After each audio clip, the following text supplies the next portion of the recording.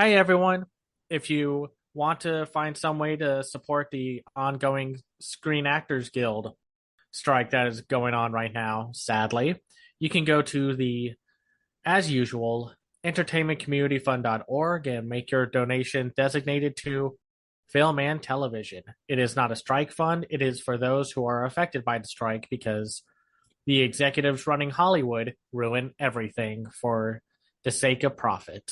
We at Renegade Animation and Renegade Pop Culture stand with the ongoing strikes and whichever unions are about to go on strike. With all that said, if you like what we do, please give us a like, a follow, and a rating on Apple Podcast or wherever you listen to us. We are everywhere. Also, consider supporting our Patreon.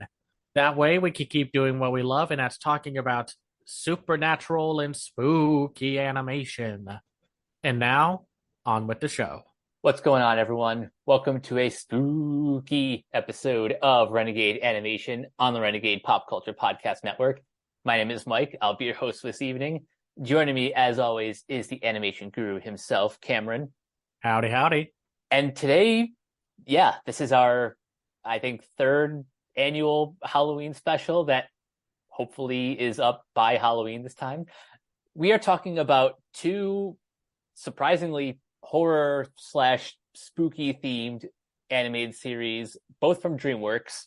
We've got Fright Krewe, which is on Peacock and Hulu, and Curses on Apple Plus. But first, before we get there, we haven't done one of these indie spotlights in a while, so we're going to open the show with a pilot of the Amazing Digital Circus. So Cameron, do you want to describe this one?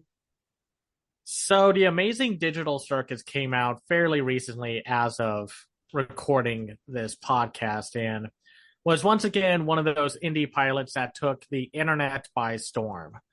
And it's a CG pilot, which a lot of the stuff that's going on right now is mostly 2D animation. You know, Has Been Hotel, Hell of a Boss, that Western comedy one, and Lackadaisy.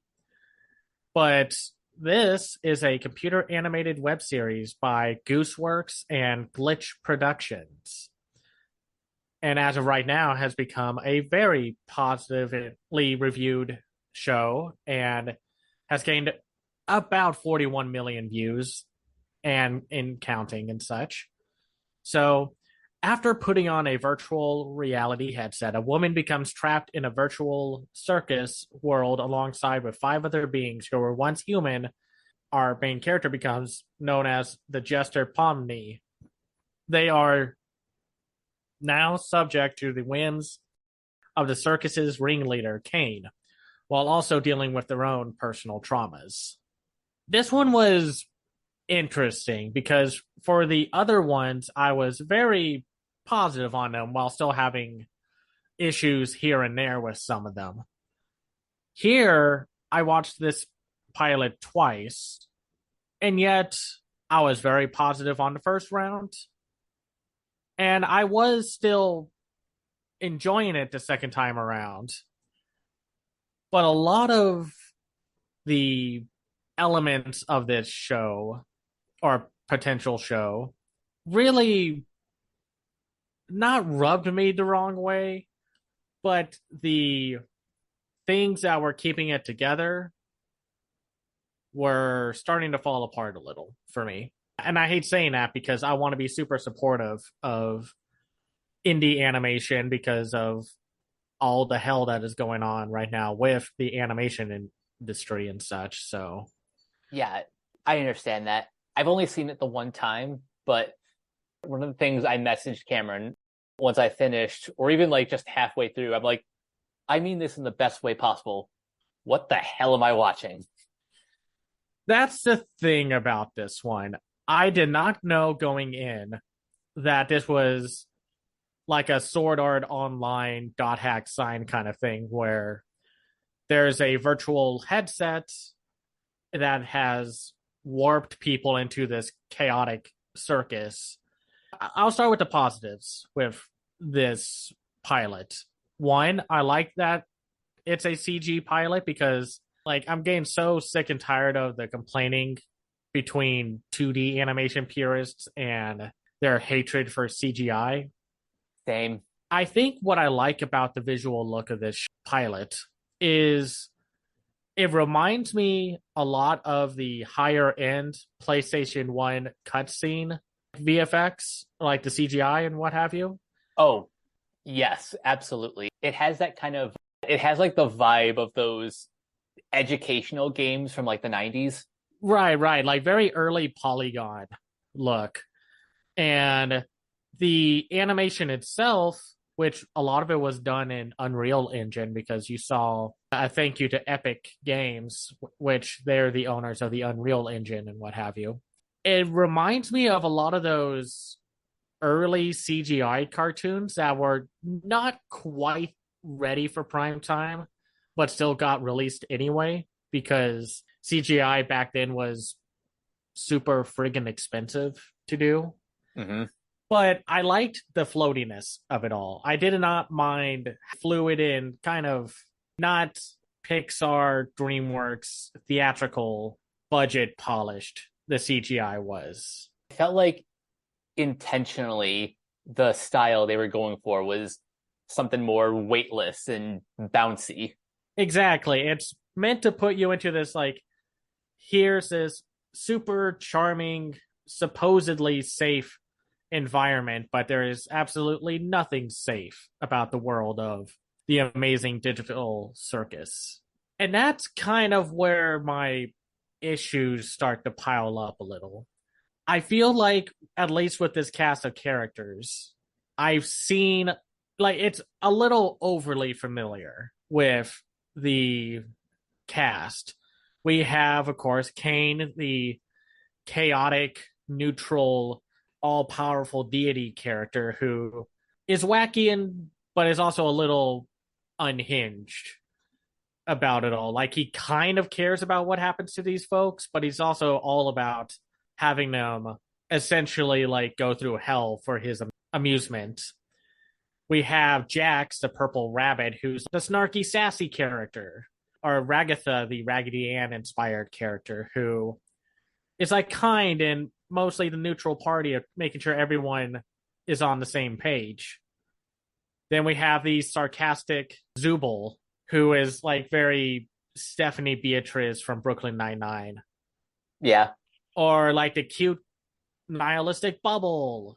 And then the Kinger, weird name, but I liked Sean Triplock's performance as this talking chess piece who kind of glitches out and his character moves around sometimes like the game's about to crash on you. I just feel like I've seen these characters before. I understand why it's such a popular group of characters to have with one another because that results in easy chemistry for them to bounce off of one another. I just don't think I care enough about the world to, as of right now, want to see more of. I understand where you're coming from. There is a lot of negative space, and no, I'm not just talking about the void, in the world building, in the development of these characters. They are essentially just archetypes, which is fine if there actually is more to the story. And I want to see where this goes, but I also know they have to put a bit more meat on the bones of whatever the show is going to be. Because, like, as far as we know, there's Kane is the ruler of this digital world, and he's not very fond of the idea of anyone leaving, nor does he actually have an idea of what is on the outside of this world. Or, like, how did these people come here? Who made the AI or world that they're all trapped in and such? I guess I'm getting like, maybe I'm just not immersing myself within the world because I constantly think about stuff like this or Sword Art Online or something where it's just like, okay, so if these people are stuck in this game or this world, how are you expecting them to keep on playing the game without them starving or getting up or whatever? even though I like the voice cast with people like Lizzie Freeman, Marissa Linty, Sean Chiplock, Ashley Nichols, Alex Roshan, and Michael Kovac, I don't find the characters themselves as interesting as I feel like the show wants you to think they are. The performances are kind of doing a lot of the heavy lifting. Kovac especially is breathing so much life into Jax, but Jax himself is just the more aggressive side of like Bugs Bunny or Yakko. Pomni is, I don't know. I don't think there was much of an arc for this first episode. It just seems like it was constantly freaking out, trying to calm down, freaking out, trying to calm down, freaking out, freaking out, freaking out. And then at the end, it's just like, well, I'm stuck here. It feels like, and we talked about this over messages, it feels like a tech demo. There's a lot of potential here, and it's a good pitch video, and especially with how many views it got, I can see some company wanting to team up and say like, hey, let's make this a full series or whatever. But there needs to be more to it. They do introduce stuff like the whole, if a character starts to lose it, they turn into those glitchy, blobbish entities. And for at least right now, I feel like there's just a bunch of pieces that we are given, and the instructions aren't very clear about what we are supposed to take away from this. I remember this short was described as what if Toy Story, but the characters were jerks. And I just don't buy that. I don't buy that these are toys or like the Toy Story angle that they're going for. Now, I do believe and agree with the inspiration that they apparently cited as with I have no mouth and I must scream, and the aesthetic being inspired by the I Spy book series. That is where I recognize a lot of the vibe of this. I used to read those I Spy books like all the time growing up. I mean, those are cool books. I played the PC version of some of those books like all the time. It was fun. I did find myself laughing from time to time. Like the animation on the characters are great. And I loved the sequence where Kane was like, we have so many activities, including, and then his eyes just blue screen. Or like Jax being like, you got to be quiet. I can't hear the escalator. And it's just like, oh, screw you, buddy. Kinger being like kind of there, but also manic, and or the joke of like, honestly, Kinger, I thought you'd go first. You'd be like the next one to turn. And then Jax comes in and being like, well, that's just the thing. Kinger is constantly reliable and not being reliable for anything.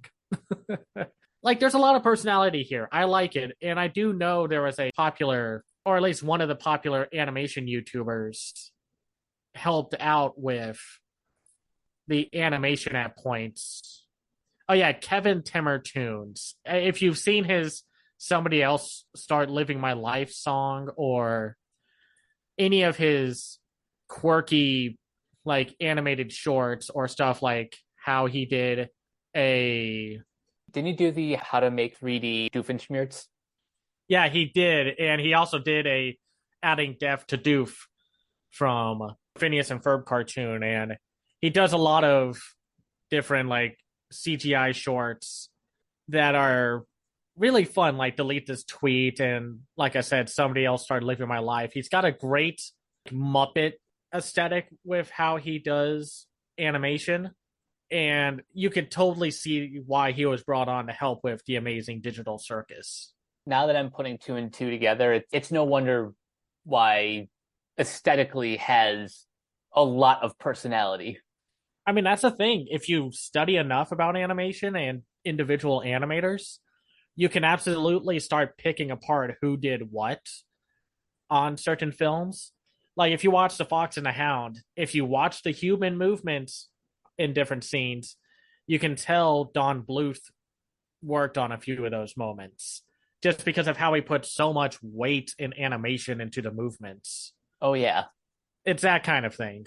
But otherwise, I don't have much else to say about the Amazing Digital Circus. I liked it, but it's definitely not my favorite of the pilots that we've seen so far. I still think Lackadaisy is my favorite. Lackadaisy is probably mine as well. This, I will say, if you're curious and you want to see what everyone's talking about, then check it out. But I don't know what the future holds for this project. I'd like to see more. After getting like 41 or 42 million views, there's going to be more. Oh, yeah. I want to be careful of how I word my criticisms for this because I love the indie animation scene. But man, do a lot of people for some reason just kind of hate the indie animation scene for no real reason. It always feels like they're punching down when criticizing indie animation projects. And we've talked about this before, that most times criticisms like this are A, not at all constructive, or B, have such an unwarranted, like, pompous attitude. You think you know more than actual professionals. It's a shame. I love the indie animation scene. I want it to do well. And we have to be supportive about it. And it's not like you cannot criticize anything. I have plenty of criticisms for like the original Has-Been Hotel and Hell of a Boss pilots. Like there's a lot I could critique about it, but I'm going to be critical about it. Like respective with the criticism. Because that's how that's how people should and will take feedback. It's just like, hey, I wish this was done a little better or whatever. And then they'll be like, oh, well, thank you. We'll take that into consideration in the future. Give it a watch if you haven't yet. I mean, out of 42 million views, I don't know who hasn't seen it. I know, right? But yeah, I hope there's more to it. Congrats to Gooseworks and Glitch Productions. I hope that they have a good future ahead of them for this series. But now it's time to do something a little different instead of just doing one review after the other for these two shows, the Fright Krewe and Curses. We're going to do kind of like what we did with the TMNT episodes and what have you. We're going to set it up differently. So with the Fright Krewe, the Peacock and Hulu series that is executive produced by Eli Roth, among other big names, we follow a group of teens in New Orleans who one night gain the powers of the voodoo deities. And just to be clear, it's not the Americanized, what we think of voodoo. It's actually the religion of voodoo. And it's spelled differently, and there's absolutely a reason why you need to differentiate the two. And with these new powers, they have to stop an evil force from taking over the city. And with Curses, we follow a family who one day find out that their dad was keeping a secret from them and ends up turned to stone, and they must find their way through the family mansion and the artifacts that they have to bring their father back to the land of the living and set things right, while also avoiding the threats along the way and the possible encounter of their ancestor, who is voiced by Robert Englund, aka Freddy Krueger. Before we get started, it is so weird to have two different Dreamworks animated TV series released in the same month. Fright Krewe came first on October 2nd, and then as of recording this, Curses came out on Friday on Apple Plus. It's so odd to me that Dreamworks would do this. It's not like it doesn't make sense. Two horror themed shows. Okay, put them in Halloween or adjacent to October or whatever. But to put them in the same month and for them to be entirely different experiences is an interesting experiment. I'm going to be curious if people do latch on to these two shows, which one is going to get more support or attention from, because I could see it going either way with both of them getting like 2 or 3 more seasons each. Based on the endings of each respective season alone, I hope these two last a while. There was another DreamWorks show on Peacock that we kind of fell off on, the Cleopatra in Space one. I feel bad for dropping off on that one, but then it's just like when all the shows started coming out, it was easy for that one to get lost in the shuffle, which is a shame, but hey, that's what happens sometimes. My point is, I think it's possible that there is more that's like in the can, but you know how streaming services work. They split up like 20 episode orders and call that 2 seasons. And hopefully the recent ending of the writer's strike and the upcoming animation strike, because we know it's going to happen. After last year and this year, you know they're going to go on strike. It's honestly just a matter of how unanimous is the vote. It's not a question of whether, it's a question of when. Exactly. So we're going to talk about the story first when talking about these two. I think the Fright Krewe has a slightly edgier tone to its overarching story because, I mean, granted, I think it helps that, like we've mentioned, Eli Roth is the executive producer for this, and I'm still shocked that Eli Roth doesn't do more family-friendly tip because he tends to do pretty well with those, more so than his more edgy, nihilistic, like R-rated gore fests. That's something that I wanted to comment on, because it's such a weird niche to be like so much better at telling stories for like family or all ages as opposed to your more adult content. That's his thing. He's going to want to push buttons and do stuff like the Green Inferno and Cannibal Holocaust and such, or like stuff adjacent to that. That's his thing. I get it. It's just not super appealing personally to me, because I remember seeing that one live action film he did, I think way back in 2018. The House with the Clock in Its Walls. And I was just like, this is kind of cool to see him do this. I feel like he was much more creative with stuff like this, that movie and the Fright Krewe, than he was with just doing more hyper violence, gore, and just like the Rob Zombie kind of stuff also. And I like that the story focused on a lot of complicated, at least for teenagers, themes, like Pat, who's voiced by Terrence Little Gardenhigh, who might be the best character in the show. Pat is so good. His arc of dealing with the loss of his father, just like finally getting to meet him and realizing that he can't bring him back, is shockingly heartwarming and complex for a show that is still very much aimed at a family audience. Like, that's a very adult thing to talk about with your kids show, about dealing with loss and grief of losing a loved one and such. I think that's what I love about the show. We'll get to animation in a second, but for now, just this definitely, yes, it's for families, but I think out of the two, this leans a little bit more for like young adults. And I think the chemistry between our 5 main protagonists is a lot of fun. The supporting characters are great. The second I heard Rob Paulsen voicing the Rougarou leader, Lou. The second I heard his voice, I'm like, oh, yep, I'm excited. This is the seal of approval when you have big names like that in your cast. I like that they also chose teenage actors. I think that helps.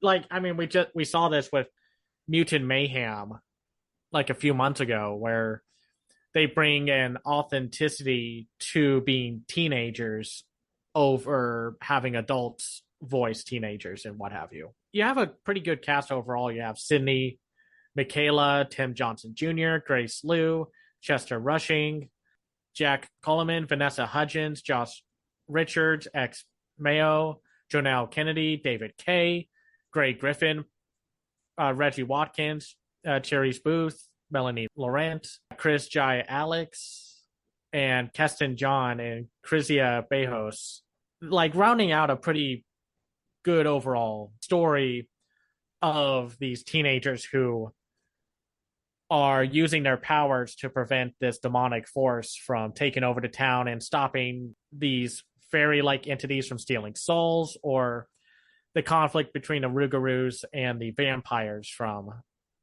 becoming worse.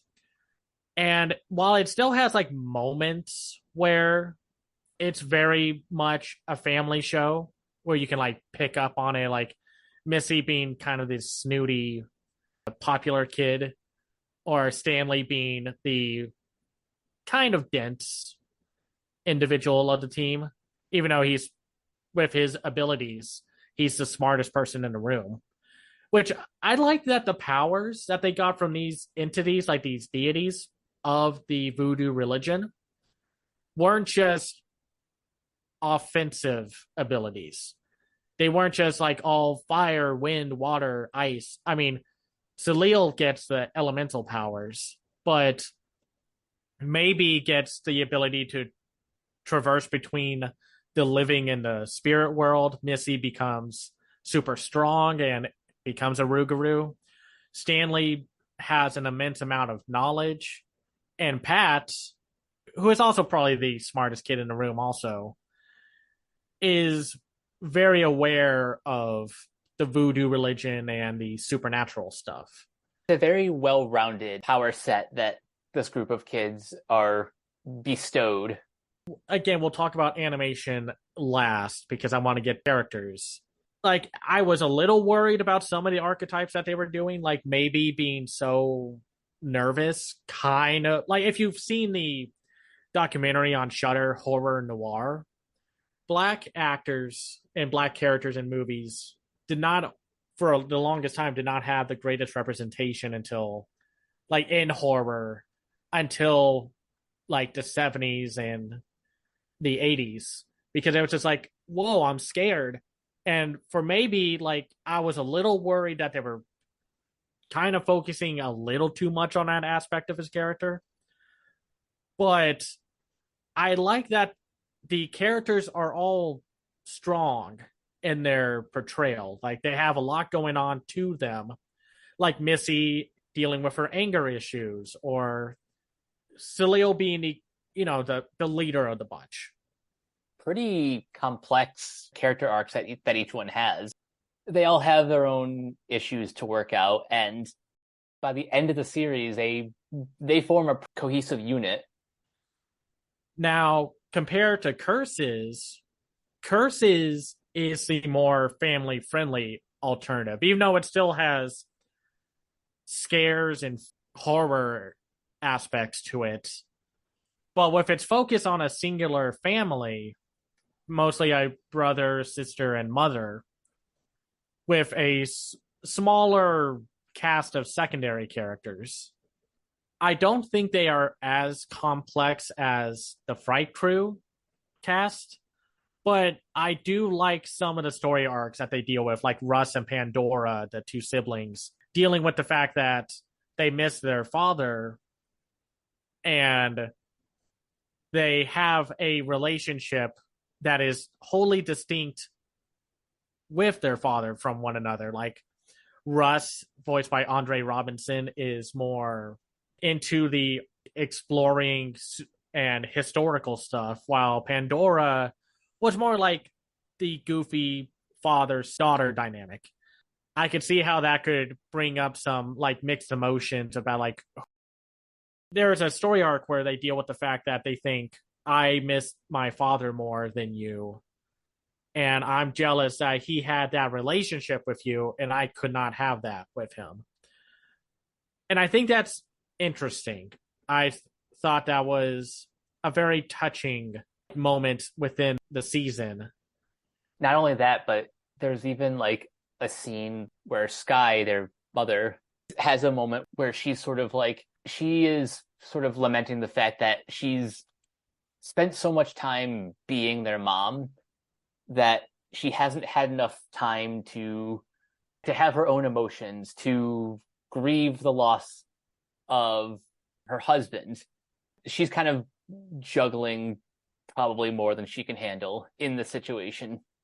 Exactly, she is, and she's a very likable character. She's one of the better mom characters that I've seen in animation of recent years.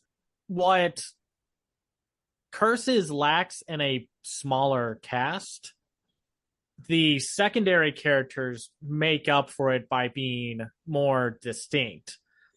Where we have Stanley, the wooden totem, and Larry, the pirate head, who are both voiced by Rhys Darby and James Marsters, are very amusing. I liked the two of them together. They have a nice camaraderie, those two. And Margie, the tailspin pilot of the cast, voiced by Rhea Perlman, is delightful. She's like the cool grandma that everyone wished they had. Yeah, she's great. And the cast overall is pretty good. Like we already mentioned, Rhys Darby, James Marsters, and Rhea Perlman. But we've got Gabrielle Nevaeh Green and Andre Robinson, Lyric Lewis, and Alex, the father, is voiced by Reed Scott. And another funny connection with this show with the other one, is that John Krasinski is the executive producer for this one. I'm not opposed to sort of like A-list celebrities attaching themselves to animated projects, as long as, well, A, the people involved are treated with respect, and B, we'll get to the quality of the animation in a second, but story-wise, this is pretty tight. And you know me, you know how much I love my pulpy adventures that mix in some horror elements, and this was a good recipe.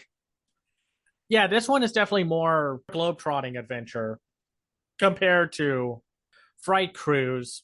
Like, we're going to be in one location, so you better like New Orleans.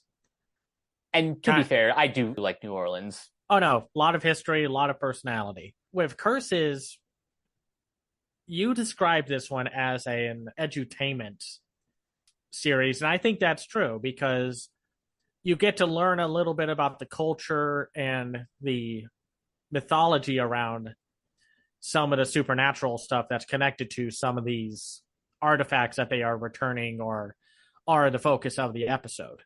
It's not even just like one culture either. There's a variety. There's obviously they do the sort of Mesoamerican nations. Japan, Hispanic, there's Celtic. And of course, the first 3 episodes are all about, well, the first arc of the 10 episodes that are there are like revolve around folklore and history from Africa. And depending on like what villain I prefer, I think Fright Krewe has a more concrete villain with the demonic entity that they have to stop. And to some extent, the mayor. But Cornelius, who's voiced by Robert Englund, is more of like his actions are why the specific family is cursed.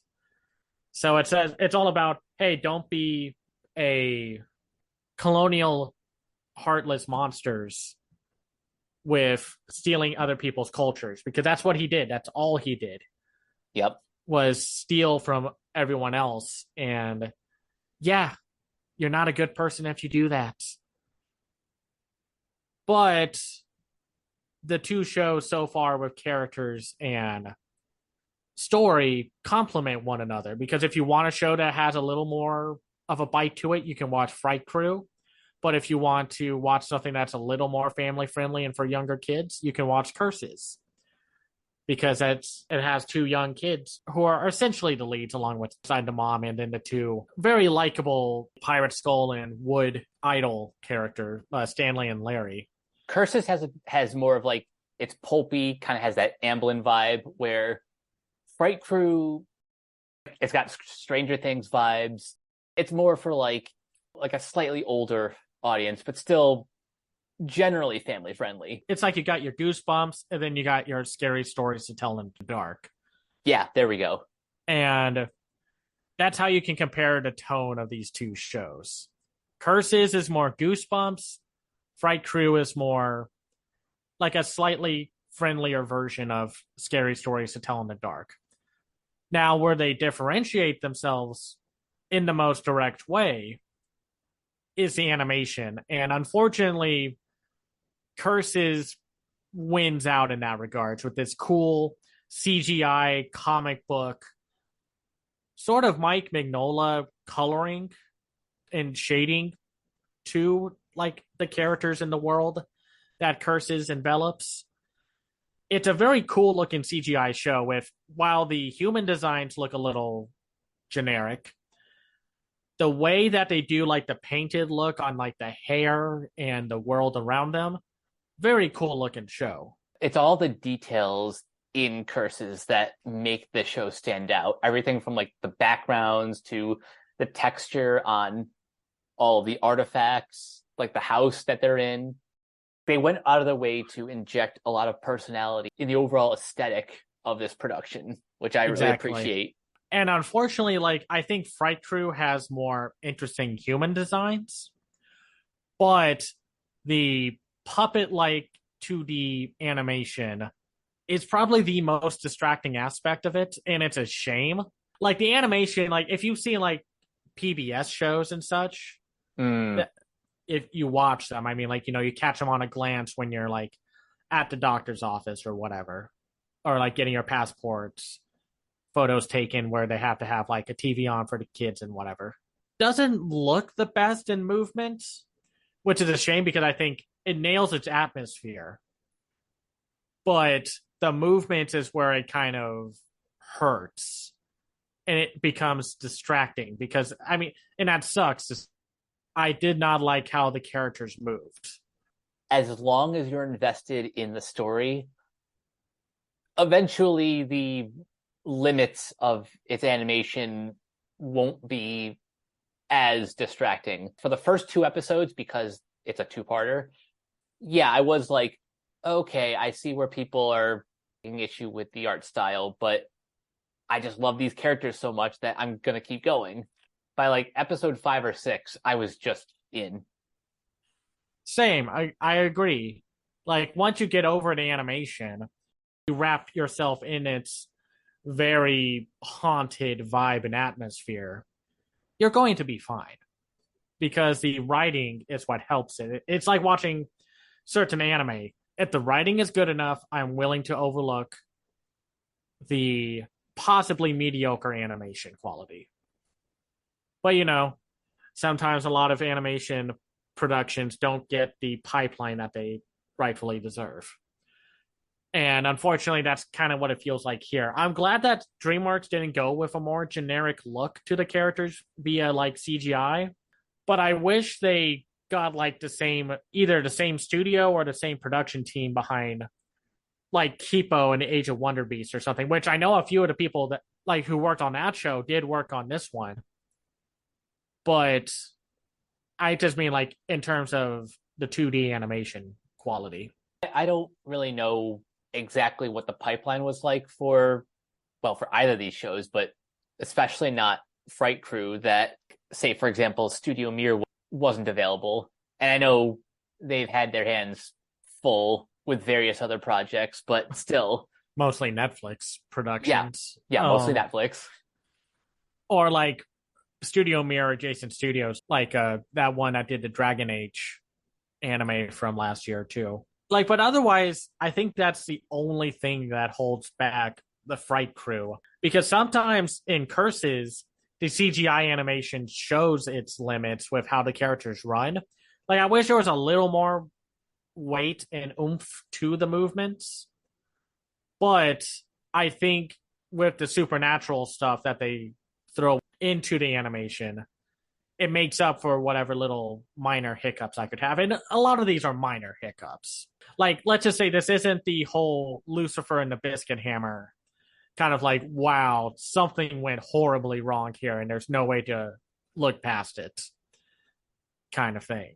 So otherwise, it's really cool that like nowadays we are getting horror aimed at family or kid audiences, because I think for a lot of times kids can handle horror. There's definitely some things I would not show a 5-year-old kid, like The Thing or Alien or whatever, but you need a gateway drug for horror for kids to like partake in before they move to the edgier stuff. I agree with that. And while we are on the topic of DreamWorks, to this day, I am still sad about the loss of Spooky Jack, which would have been one of the rare Blumhouse collaborations with DreamWorks. And at the time, I got really excited because I have wanted a more consistent stream of animated horror projects that aren't just horror anime. I'm hoping that these two shows are successful enough that it inspires other creators to be like, yeah, we can have more horror representation in animation. Exactly. DreamWorks is working on something with Netflix for next year, if I remember correctly. And that's going to be a lot of, and I think it's sort of supernatural-ish, like in tone and premise. I forgot what it was called, like off the top of my head. But it's cool to see people in animation want to do stuff with horror because I mean, a lot of times Halloween specials that air every year are very family friendly. Not to say there was ever a time where it was nothing but like, oh yeah, we traumatize kids and that's okay. Well, with DreamWorks working on, and I just found the name of it, Orion and the Dark. Like you look at that and it's like, man, that looks pretty cool. And hopefully, like they and like other companies like either revive or do more with horror side of filmmaking because everyone can enjoy it. It's probably one of the most versatile genres that you can work with. I mean, I guess you can make any genre of filmmaking and TV production versatile, but there are definitely things that are easier to get into than others. One last thing, speaking of Halloween specials, one thing I kind of appreciate about both these shows is that even though we are seeing them and talking about them around Halloween, Halloween actually doesn't play a factor in the plot of either of these, which is another reason why I want to see more horror representation in animation, because there are more stories to tell than just the umpteenth Halloween special from like whatever show is like currently airing on television. Exactly. I think that's what was kind of interesting. Like I didn't even think about them as Halloween adjacent shows. They just happen to be horror based shows that just happen to release in the month of Halloween. Exactly. So if you have Apple Plus or you have Peacock or Hulu, definitely give these shows a watch. But for now, I think our next podcast is going to be about, we might do one for Under the Boardwalk, which Paramount is just unfairly throwing under the bus, but we'll get to that when we get to that. So otherwise, that's what you have to look forward to next. I'm looking forward to the fall anime season, despite the, what is it, 35 titles that we have to cover. Oh God, yeah, like this was a huge season. It's a little imposing. I had to stop myself because work got the best of me and the episode for anime, and it's going to be fun. I like the last one we did, so we'll see how this one goes. So, but until next time, Cameron, where can everyone find you online? You can find me on Twitter as long as that garbage fire is still around, and on Blue Sky at Cam's Eye View. I also have my own website called camseyeview.biz where I review animated films and shows from around the world called The Other Side of Animation. I also have a Patreon at patreon.com/camseyeview. That's where you can find me. And you guys can find me on various social media at Captain K42. You can check out my quick thoughts on letterboxd.com/CoachK42. And you can follow Renegade Pop Culture on Facebook and that place at Ren Pop Culture. You can also find us on YouTube, Podchaser. Consider supporting our Patreon at patreon.com/Renegade Pop Culture. Listen to all of our podcasts on Spotify, Apple Podcasts, wherever you listen. And last but not least, everything can be found at renegadepopculture.com. Need an escape? So do we. that'll do it for this episode of Renegade Animation. We will catch you guys later. Peace out.